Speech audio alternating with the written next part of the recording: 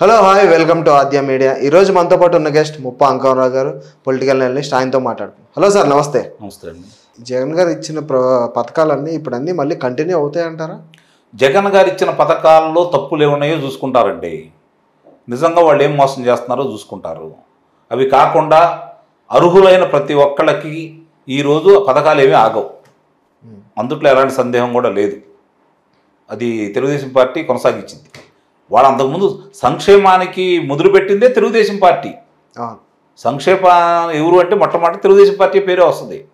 కాబట్టి తెలుగుదేశం పార్టీ ఎవరైనా ఎట్లా అనుకుంటారు మీరు? ఇంకోటి ఈరోజు నేను చెప్తున్నానండి, గుర్తుపెట్టుకోండి.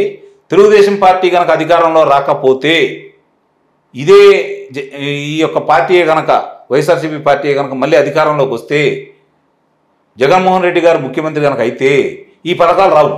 నేను చెప్తాను ఛాలెంజ్ చేసి. నిస్సందేహంగా ఇవ్వలేడు అతను. ఆర్థిక పరిస్థితి ఇప్పుడు చాలా అధ్వానంగా ఉంది. ఈ పథకాలు ఇష్టి పరిస్థితిలో ఇవ్వలేడు. ఎందుకంటే ఇక అప్పులు పట్టు ఆంధ్ర రాష్ట్రానికి. ఈ పథకాలు ఇవ్వలేడు. జగన్ ఇవ్వలేడు. చంద్రబాబు నాయుడు గారు ఇస్తారు. ఎందుకంటే సంపద సృష్టించడం ఎలా ఆయన తెలుసు కాబట్టి, సంపద ద్వారా సంక్షేమ పథకాలు అమలు చేయగల శక్తి ఆయనకు ఉంది కాబట్టి ఆయనకు అమలు చేయగలుగుతాడు తప్ప, మళ్ళీ జగన్మోహన్ రెడ్డికి అధికారంలో వస్తే ఏ ఒక్క పథకాన్ని కూడా అమలు చేయలేడు. అయినా పథకాలు కూడా అందరికి వస్తున్నాయని కూడా లేదు సార్. అంటే కోతలు బాగానే ఉన్నాయి, అందరికీ రావట్లేదు. మరి ఈరోజు అందరికీ సమృద్ధిగా ఇస్తే ఆయన ఎందుకు చెప్పాలా? అర్హులైన వాళ్ళందరూ పెట్టుకొని నేను ఇస్తానని. అంటే నీ ద్వారా అర్హులకి ఇవ్వట్లేదని చెప్పి నువ్వు అంగీకరించినట్టే కదా. అంటే నీ తప్పు నువ్వేదో ఒప్పుకున్నావు నిస్సందేహంగా. 3,000 చేస్తా అన్నాడు పింఛను, ఇంకా 3,000 ఇవ్వట్లేదు. 2,750 రూపాయలు మాత్రమే ఇస్తున్నాడు. ఈ లెక్కను నువ్వు ఇస్తానన్న దాంట్లో ఎంత నష్టపోయారు లబ్ధిదారులు? 64 లక్షల మంది పింఛన్దారులు ఉన్నారు కదా. లెక్కేసుకోండి ఎంత నష్టపోయారో వాళ్ళు.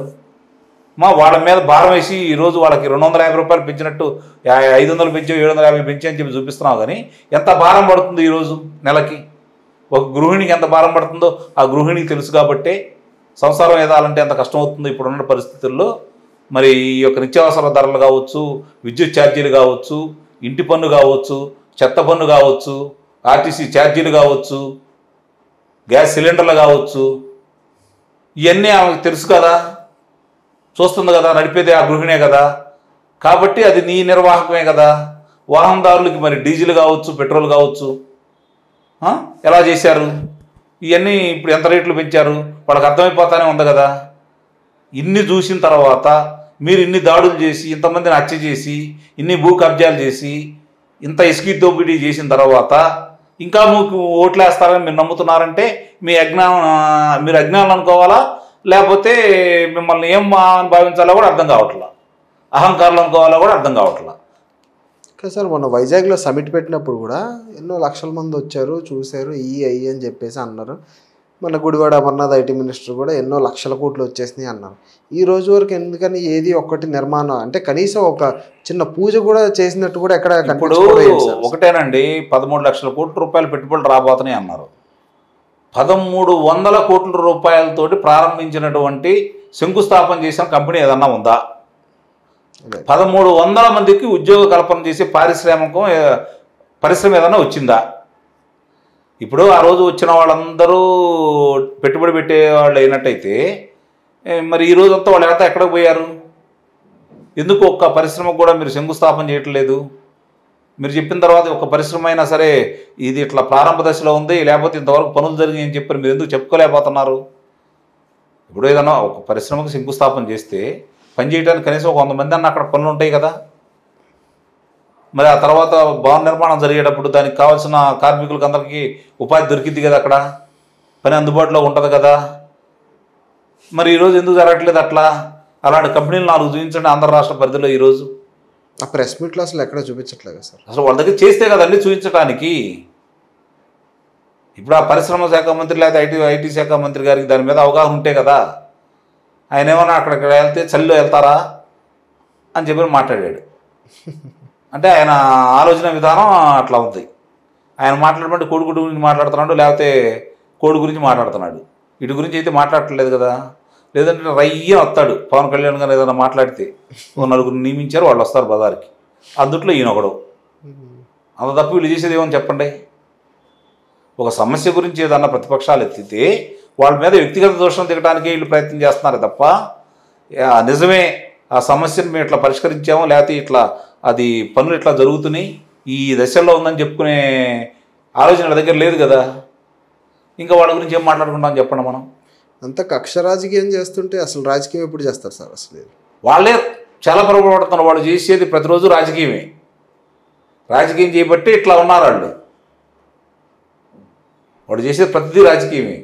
ఇప్పుడు లబ్ధిదారులకి బటన్ నొక్కి డబ్బులు పంపిస్తున్నారు అంటే మాకు ఓట్లు వేస్తారని, ఓట్లు తీసేస్తున్నారు అంటే రేపు అడ్డంకులు లేకుండా చేసుకోవాలని, ఓట్లు చేర్పిస్తున్నారు అంటే తనకు అనుకూలంగా ఉన్న వాళ్ళని చేర్పించుకుంటున్నారు, రేపు పొద్దున వాళ్ళు మాకు ఓట్లు వేస్తారని.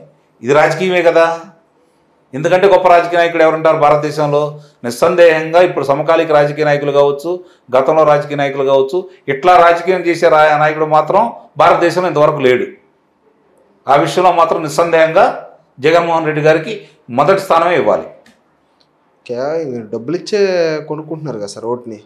ఎట్లా అయినా సరే ప్రజాస్వామ్యబద్ధంగా వాళ్ళు ఏం చేసినా అధికారంలోకి వాళ్ళు వస్తున్నారు కదా.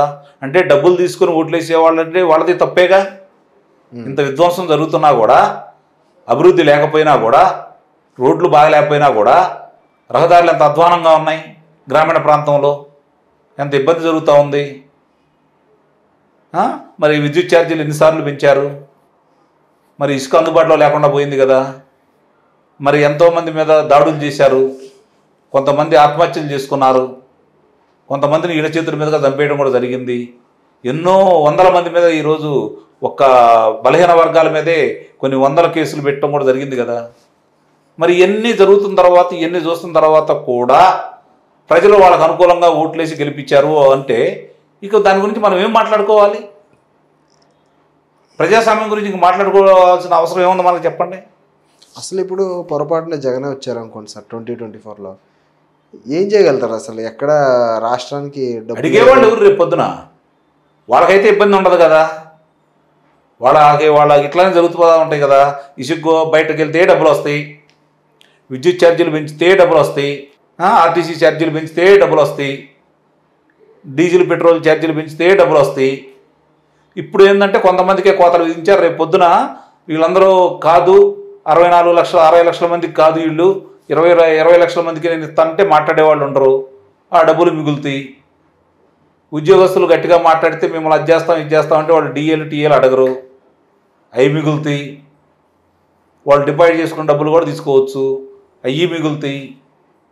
ఉద్యోగస్తులు తొలగిస్తూ ఉంటారు, అడిగేవాళ్ళు ఉండరు, అవి మిగులుతాయి. అవి పెట్టి పరిపాలన చేసుకుంటాడు. ఇంకేం కావాలి ఆయనకి? మద్యం ఎటు వాళ్ళ చేతుల్లో ఉంది, మద్యం తాగుతారు, డబ్బులు వస్తాయి, అవి సరిపోతాయి కదా. ఇక అంతకంటే కావాల్సింది ఏమని చెప్పండి. ఇప్పుడు గవర్నమెంట్ ఎంప్లాయీ దాంట్లో నుంచి కూడా 700 crores ఎంతో ఎన్నైనా తీసుకుంటారండి, ఎన్నైనా తీసుకుంటారు. అడిగేవాళ్ళు ఎవరు చెప్పండి? పంచాయతీరాజ్ వ్యవస్థలో వచ్చిన డబ్బులన్నీ 8,000 కోట్ల రూపాయలన్నీ లాగేసుకున్నారు కదా, 14-15 ఫైనాన్స్ డబ్బులన్నీ. సమాధానం ఏంటి? డబ్బు ప్రజల దగ్గర నుంచి లాక్కుని పీక్కుని చేసినాయి అని ఏం చేస్తున్నారంటారు? అంటే ఏదో ఉపయోగపడే పనులన్నీ చేస్తున్నారంటారు. ఆయనకు ఉపయోగపడుతుందా లేదా? ఆ పార్టీకి ఉపయోగపడుతుందా లేదా? ఆ పార్టీకి ఉపయోగపడుతుంది కాబట్టి ఆయన చేసేది మంచిగానే ఆయన అనుకుంటున్నాడు, ఆయనకు లాభమని ఆయన భావిస్తున్నాడు. రేపు పొద్దున ప్రజలు ఏదైనా తీర్పు ఇచ్చినప్పుడు కదా దీని గురించి వాళ్ళు ఆలోచించుకునేది. ఆ తీర్పు ఇవ్వకుండా ప్రజలను భయభ్రాంతులు చేసి, ఓటర్లకి ఓట్లు లేకుండా చేసి, ఒక రకమైన భయానక వాతావరణం సృష్టించి గెలవాలనే కదా వాళ్ళు భావిస్తుంది. దాంట్లో విజయం సాధిద్దామని వాళ్ళు అనుకుంటున్నారు. చూడాలి మరి ప్రజలు దానికి అనుకూలమా వ్యతిరేకం అనేది ఎన్నికల దాకా మనం మాట్లాడుకోవడానికి లేదు కదా. ప్రస్తుత పరిస్థితులు అయితే ప్రతిపక్ష నేతకి, మరి లోకేష్ బాబు గారికి, మరి పవన్ కళ్యాణ్ గారికి వస్తున్నటువంటి స్పందన చూస్తూ ఉంటే ప్రజల్లో చాలా వ్యతిరేకత ఉంది అనేది స్పష్టంగా అర్థమైపోతూ ఉంది. Okay sir, thank you sir.